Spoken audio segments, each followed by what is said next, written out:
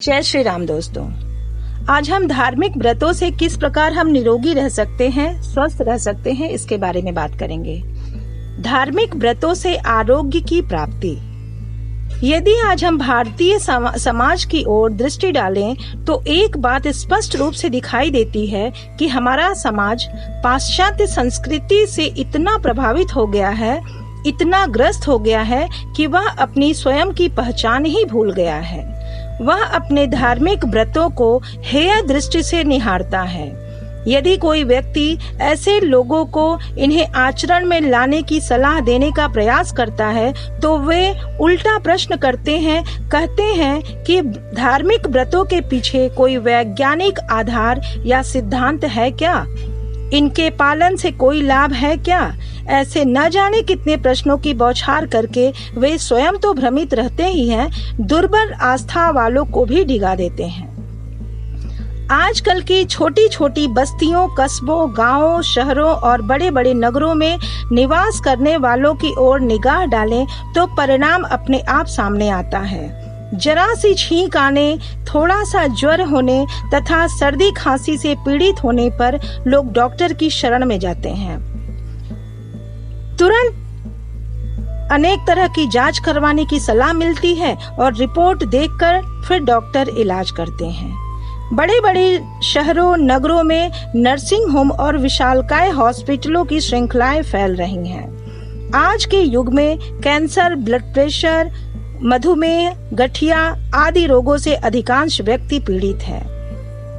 100-200 वर्षों के इतिहास का ही अगर हम सिंहावलोकन करें तो आज की तुलना में तत्कालीन भारतीय समाज अधिक स्वस्थ था, निरोगी था। आज के जैसे भयंकर रोग कोसों दूर थे। सामान्य रोगों का आक्रमण नहीं होता था, ऐसी बात नहीं है, परंतु वे लोग धर्मशास्त्र के अनुसार आचरण करके स्वस्थ तथा निरोग रहने का प्रयास अवश्य करते थे और उन्हें सफलता भी मिलती थी। भारतवर्ष में नववर्षारंभ से अर्थात चैत्र शुक्ल प्रतिपदा से संवत्सर पर्यंत सभी तिथियों में व्रतों का विधान है। मास व्रत, वार व्रत, तिथि व्रत, नक्षत्र व्रत आदि तो प्रसिद्ध ही हैं। सभी व्रत करने संभव तो नहीं है, तथापि प्रत्येक मास में कम से कम 1 या 2 व्रतों का पालन अवश्य करना चाहिए। चैत्र शुक्ल प्रतिपदा अर्थात नववर्षारंभ को मुख मार्जन स्नान आदि से निवृत्त होने के उपरांत सर्वप्रथम कड़वे नीम के पत्तों का सेवन करने का विधान है। प्रतिदिन प्रातः काल कड़वे नीम के पत्तों का अगर हम सेवन करें तो हमारा रक्त शुद्ध होकर और अनेक प्रकार के हमारे चर्म रोग से हमें मुक्ति मिलेगी। इसी दिन से श्री राम नवमी तक चैत्र नवरात्र उत्सव का शुभारंभ हुआ है। अनेक स्त्री पुरुष इसमें उपवास रखकर भगवान श्री राम और भवानी माता की उपासना करके दीर्घ शांति और सुख प्राप्त करने की कामना करते हैं। वैशाख मास के शुक्ल पक्ष की तृतीया तिथि में अक्षय तृतीया एक अत्यंत महत्वपूर्ण शुभ मुहूर्त है। इस पवित्र तिथि को उपवास पूर्वक जल से भरा हुआ घड़ा, कुंभ, फल, पंखा तथा दक्षिणा सहित दान करने का विधान है। इसी तिथि से प्रतिदिन मिट्टी के घड़े में भरा हुआ जल पीना लोग प्रारंभ कर देते हैं, जो आरोग्यदायी माना जाता है। मिट्टी के संपर्क से जल शुद्ध होता है। 5 तत्वों में से 2 तत्व जल और पृथ्वी शरीर के लिए पोषक बनते हैं। सर्दी के दिनों में बना हुआ तथा अग्नि संपर्क से पका हुआ मिट्टी का घड़ा अधिक उपयोगी माना गया है। फ्रिज में रखे हुए जल की अपेक्षा मटके का पानी अधिक लाभदायी होता है। श्री पुरुष सूक्त में एक ऋचा है, चंद्रमा मनसो जातः, अर्थात परम ब्रह्म परमात्मा के मन से चंद्रमा की उत्पत्ति हुई है। चंद्रमा शीतल है। कहते हैं कि चंद्र किरणों से अमृत की वर्षा होती है। मानव की संपूर्ण क्रियाएं मन से ही होती हैं। चंद्रमा और भगवान श्री गणेश का अद्वितीय संबंध है। इसी दृष्टि से मन की शांति हेतु और बुद्धि प्राप्ति हेतु श्री गणेश चतुर्थी का उपवास फलदायी होता है। प्रत्येक मास में 2 चतुर्थी आती है। अधिकांश लोग कृष्ण पक्ष की चतुर्थी का व्रत करते हैं। दिन भर उपवास रखकर शाम को भगवान श्री गणेश का पूजन करके चंद्रोदय के पश्चात चंद्र का दर्शन कर भोजन करना उपयुक्त है। भगवान श्री गणेश को तिल, गुड़ का नैवेद्य या मोदक आदि प्रिय है। चंद्रोदय के पश्चात भोजन करने से अन्न में उत्पन्न चंद्रमा का अमृत एवं उसकी शीतलता मन को शांति प्रदान करती है।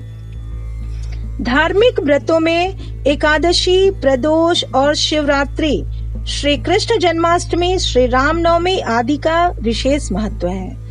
वर्ष भर में 24 एकादशियां आती हैं। इसमें विष्णु शयनी प्रबोधनी एकादशी तथा महाशिवरात्रि व्रत का अपने आप में बहुत बड़ा महत्व है।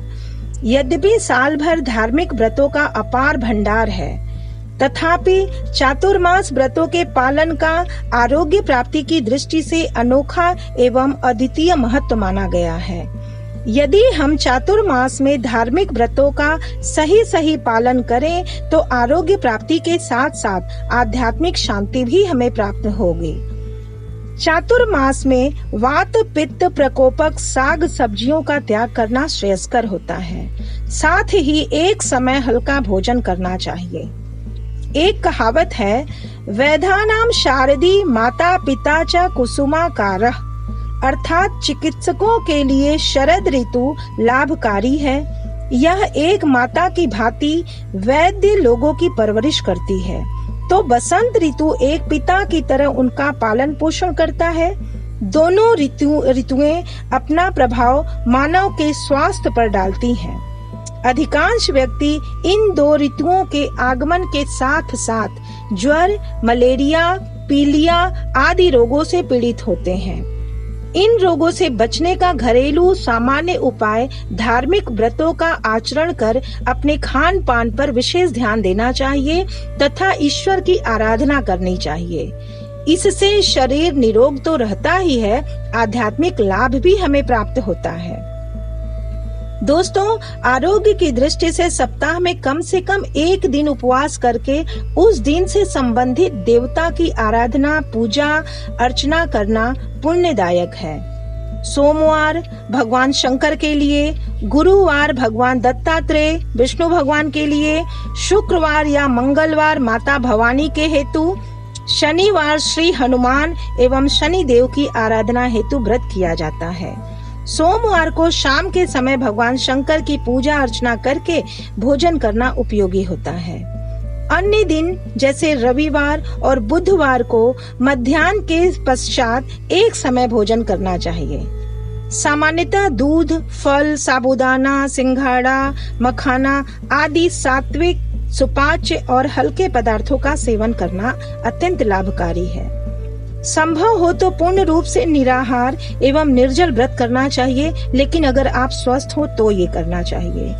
अधिकांश व्रतों त्योहारों में दान करने की बड़ी परंपरा है। दान का हमारे भारतीय संस्कृति में बहुत महत्व है। दान देना व्यक्ति के मानसिक विकास की दृष्टि से और सामाजिक कल्याण की दृष्टि से भी आवश्यक है। चातुर्मास के उपवास और नियम धर्म इस दृष्टि से भी उपयोगी होते हैं। उपवास और नियम धर्मों का पालन करने वाले व्यक्तियों का स्वास्थ्य तो उत्तम रहेगा ही, साथ ही उनके व्यक्तित्व का भी विकास होता है। अतः धार्मिक व्रतों का उचित पालन करने से शारीरिक शुद्धि होकर आध्यात्मिक शांति भी प्राप्त होगी। इन व्रतों के माध्यम से हम ईश्वर की भी प्राप्ति कर सकते हैं। नमस्कार दोस्तों, हर हर महादेव।